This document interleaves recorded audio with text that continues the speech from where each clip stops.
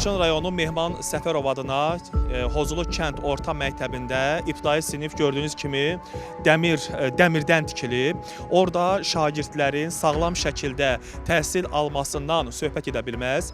Buradakı valideynlər bildirirlər ki, qışda istilik çox az vəziyyətdə olur, yayda isə o qədər isti olur ki, hətta həmin istilikdən uşaqlara belə bit düşür.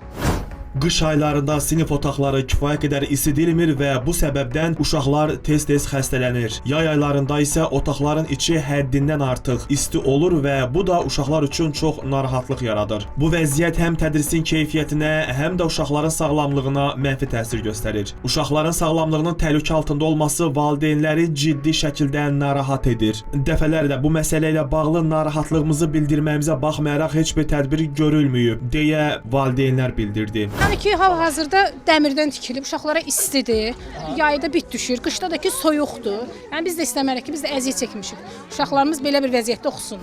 Məktəb niyə dəmirdəndir? Bilmirəm. Yəni bura övladınızı gətirirsiniz də, yəni nəvənizi gətirirsiniz, eləmi? Gətirirəm. Nəvəniz dəmirli bir şəraitdə istəyərdinizmi daha yaxşı? Yəni bununla bağlı nə fikrinizi bildirərdiniz? Əlbəttə yaxşı olmağın hamı istər. Aidiyyəti qurumlara müraciət eləmisiniz? Bəli, eləmişik. Nədir cavab?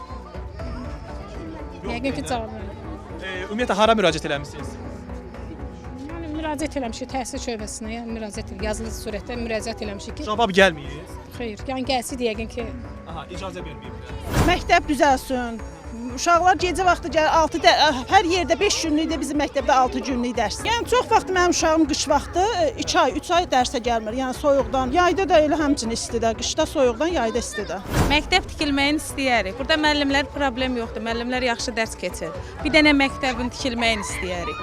Məsələ ilə bağlı məktəb direktoru ilə görüşmək istədik, amma nə fayda? Biz belə deyək də, xanım, bu yaranmış şikayətlə bağlı əsas problemi bildirmək istəyirik ki, nədir? Yox, mən demirəm, siz nəsə edin. Sadəcə oradan əlaqə nömrəsini necə alıb danışa bilərik?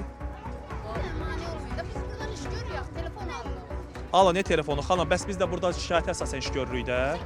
Hə. Siz hirslənməklə nəyəsə nail ola bilmərsiniz. Biz məktəb rəhbərinə görüşməliyik, çatdırın.